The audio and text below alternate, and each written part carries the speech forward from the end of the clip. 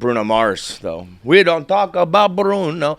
$50 million in debt at the Wynn or wherever, somewhere in Vegas. MGM, I think. MGM Grand. MGM Grand. $50 million. I don't care who you are. That's a problem. You're in some trouble. Like, I've heard stories of celebrities who are, especially in Vegas, you get in trouble with your gambling, and then you're like, just add another date to our tour there. And, like, you make it back, you know? You can barter, $1 million or $2 because it's like $1 million or $2 million because I'll just sell out your arena, your theater, your club, whatever it is, again and again. 50, you might be in some trouble. MGM Grand. I mean, this is the hotel we stayed in Vegas. That's right. For a week. Yeah, they could use $50 million. Yeah. That's also the thing too. Is like we're not talking about. I mean, no casino is going to let you just run up $50 million and not be affected by it. But they're not like the top dog where they can be like, yeah, we let this guy slide on 50. Yeah, they need the whole week. Yeah, it doesn't look good. Doesn't. It's not the most enjoyable places. So maybe that's the problem is they let people just run up $50 million bills and don't actually cash in on any money. I also feel like this getting out is like. I mean, I guess when it gets to 50 is when people stop protecting you because the whole thing I feel like is these guys keep it quiet. You can come, you can gamble. People won't know about your winnings or your losses because I'm sure people have, they're hiding it from family and wives and the public and all that shit. So the fact that it's just like we know this is crazy. Dude, Bruno Mars is the fucking man. Love him. Like, dude, imagine this little Bruno guy Mars just running around. Vegas stories got arrested for doing coke.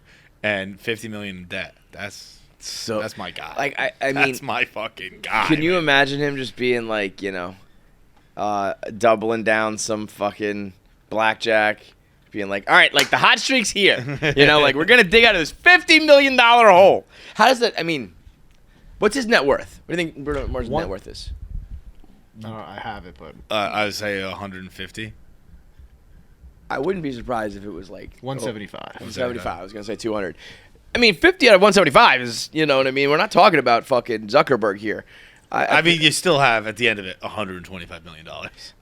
Yeah, but you never know like what you're talking about, like liquid and shit. Being able to like pay off 50 mil is a different No, I'm not story. saying he can pay it off. I'm just saying like once he does, he's okay. Yeah. I guess in that sense, it's if you were to what's that? A quarter of your money almost.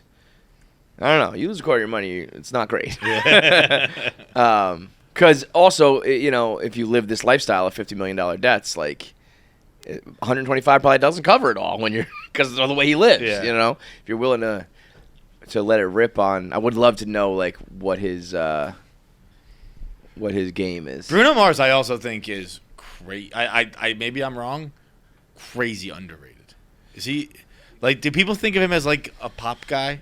Like, underrated? Yeah. I don't think you can be underrated and play at the Super Bowl. Yeah, I was going to say, he's pretty big. But, like, even, like, but I get what you mean, kind of, like... I think people think of him as, like, I take a grenade for you. Yeah. Like, dude, Silk Sonic, that album is... That one, you can say that's underrated, because that didn't, That's one of my favorite albums of the last 5-10 years. That album's unbelievable. Yeah, that's where I think you can say people don't appreciate what he did, because that was, like, a...